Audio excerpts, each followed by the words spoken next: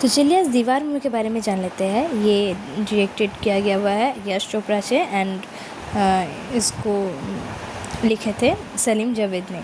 ये एक classic crime drama है जो कि एक डाइवर्जिंग पाथ मतलब दोनों भाई के डाइवर्जिंग पाथ्स को ट्रेस करता है। विजय जिनका रोल प्ले करते थे अमिताभ बच्चन जी एंड रवि जिनका रोल प्ले करते शशि कपूर जी बॉम्बे में हैं।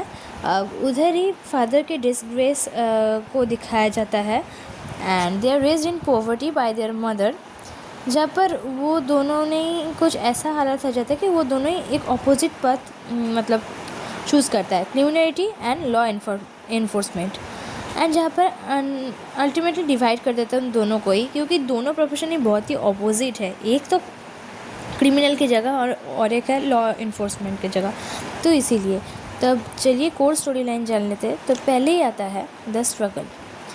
तो उन लोग के पापा के बाद एक union leader is force to betray his workers. अब वो फैमिली मूव हो जाता है बॉम्बे में सिर्फ वो मतलब शेम से पोवर्टी से बचने के लिए। अब जो मम्मी है निरूपा रॉय जिनका रोल प्ले करे थे, वो बहुत ही मतलब हार्ड वर्क करता है सिर्फ उन लोग के जो सन्स थे उनको सपोर्ट करने के लिए। सेकंड नंबर पॉइंट पे आता है द डाइवर्जिंग पाथ्स।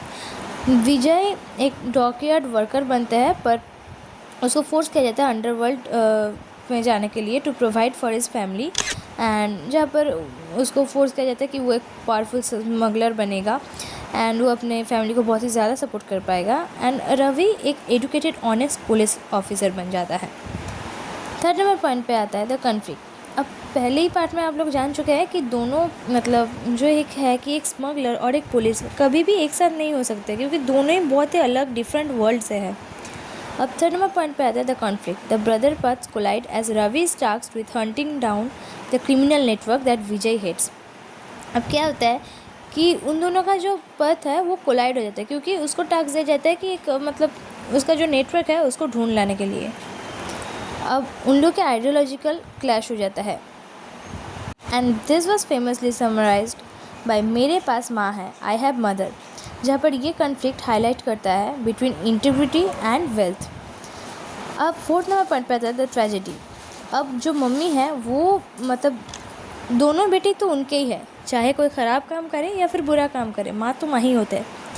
तो माँ चूज़ नहीं कर पाते हैं किसको वो चुनेगा, तो इसीलिए मम्मी छोड़ देते हैं। अब विजय को अल्टीमेटली मारा जाता है उसके ही स्मगलिंग एसोसिएट्स के द्वारा। मतलब विजय मर जाता है, उनको मारा था उनके स्मगलिंग जो एसोसिएट्स थे, उनके साथी जो काम करते थे वही लोग ने, एंड वो मरे थे अपने मम्मी के ही बाहों पर।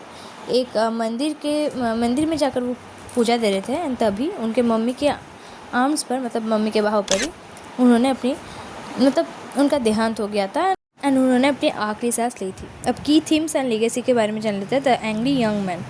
The film solidified Amitabh Bachchan image as the angry young man जो कि फाइट कर रहा है करप्ट सिस्टम के अगेंस्ट पर जाकर। सेकेंड नंबर पॉइंट पे आता है सोशल कमेंट्री। ये hard labour, urban poverty and moral compromises के एक थीम को एक्सप्लोर करता है। थर्ड नंबर पॉइंट पे आता है iconic moments. Famous dialogue and emotional scene से भरे हुए है ये movie, particularly between the mother and her sons are cornerstones of the Indian cinema.